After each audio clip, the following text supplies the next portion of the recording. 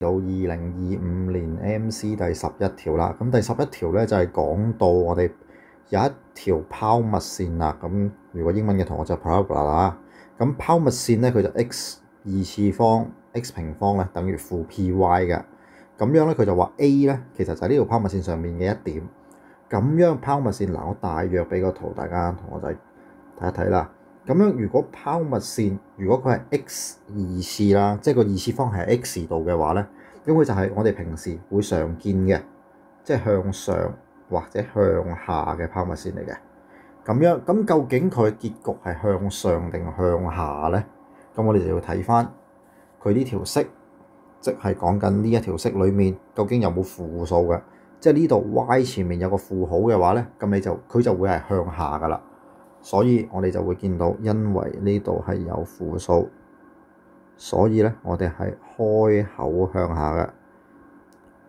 如果係英文嘅同學仔就會係 open downward 啦。咁我呢度我唔再寫啦。咁我開口向下嘅，而佢因為亦都唔會再有啲即係類似 x square x 二次啦，等於負 py 加4啊呢啲咁嘅嘢咧，即係後面冇一個古靈精怪嘅數目字咧，咁代表佢因為呢度冇嘅，所以佢係會穿過原點㗎。呢一個佢係會穿過原點㗎。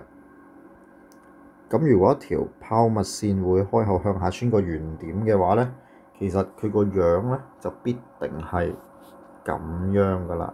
嗱，我哋睇翻右下角呢個圖，咁我哋就將呢個拋物線咧移上去穿過原點，咁樣就大致會係咁嘅樣㗎啦。個拋物線好啦，咁大致會係咁嘅樣。然之後佢就話啦 ，A 咧其實喺呢條拋物線上面嘅一點嚟嘅。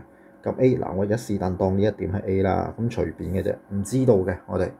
跟住佢就話 A 點到 C 嘅焦點距離係15，焦點距離嗱，焦點嘅話咧，我哋睇翻呢一款圖啦，嗱就係我哋右手邊我俾大家嘅呢堆公式啦。呢一款圖焦點嘅話咧，如果佢係經過原點啦，即係我哋拋物線，咁佢個焦點一定會喺呢條我哋嘅 Y 軸上面嘅 Y 軸上面嗱，我當呢一個就係焦點啦。咁佢就話咯 ，A 同 C 嘅距離咧係15。即係呢條線係長15啦。咁樣好啦，我哋睇另一個條件啦。而 A 咧到 X 軸嘅距離係7嘅。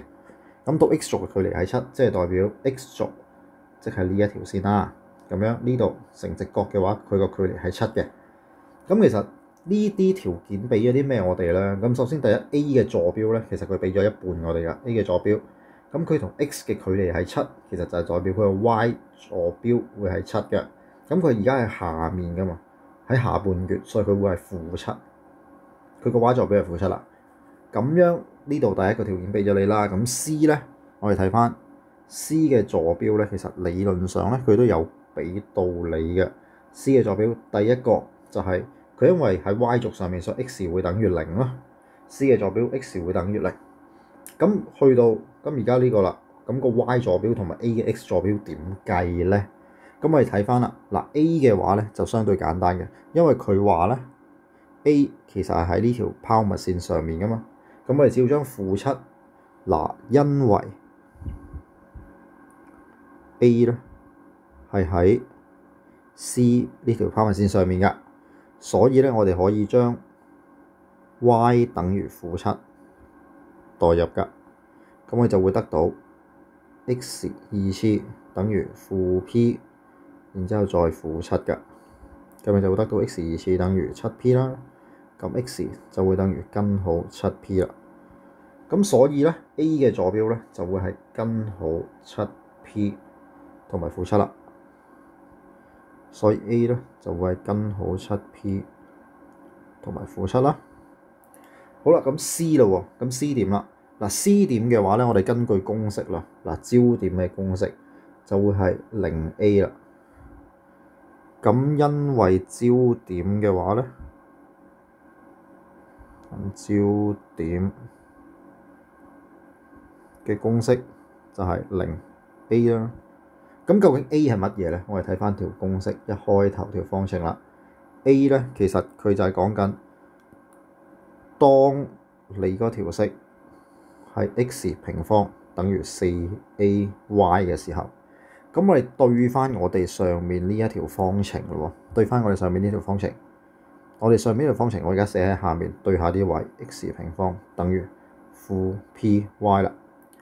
咁你就會見到其實 y 嘅前面就係 4a 啦，咁 y 嘅前面就係負 p 啦。咁我哋對位，其實呢兩個咧理論上應該係會相等噶，總之對位就得噶啦。咁 4a 咧其實就等於負 p 啦，咁所以 a 其實就係負 p 除以4。咁所以個焦點咧其實就係，所以咧呢一條嘅焦點坐標就係0同埋負 p 除以4嘅。咁呢度就係負 p 除以4啦。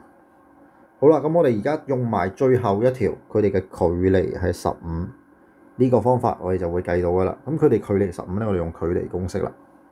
距離公式就係我哋攞兩個坐標相減，根號 7p 嘅坐標減0啦，二次方，再加埋負7減負4/p 嘅二次方，會等於15噶。好啦，咁我哋解方程啦，兩邊一齊平方，咁就會約咗根號噶啦。咁你就會變到呢度係負根號 7p， 咁減0就唔使理佢啦，平方，再加呢度係負7，再加4/p 嘅平方，等於225。咁呢度就變成 7p 啦，然之後呢度就會係變成係 p 平方，然之後16，再減2/7p 啦，然之後再加翻呢個係49，就會係225啦。咁樣我哋就全式乘16，再計數，我哋就會得到 p 平方加56p 減2816等於0。咁你解方程咧，我哋最後就會因式分解啦，就會變成 p 加88同埋 p 減32等於0。咁所以答案咧就係 p 等於負88啦，同埋 p 等於32。咁 p 等於32就係我哋答案 E 啦。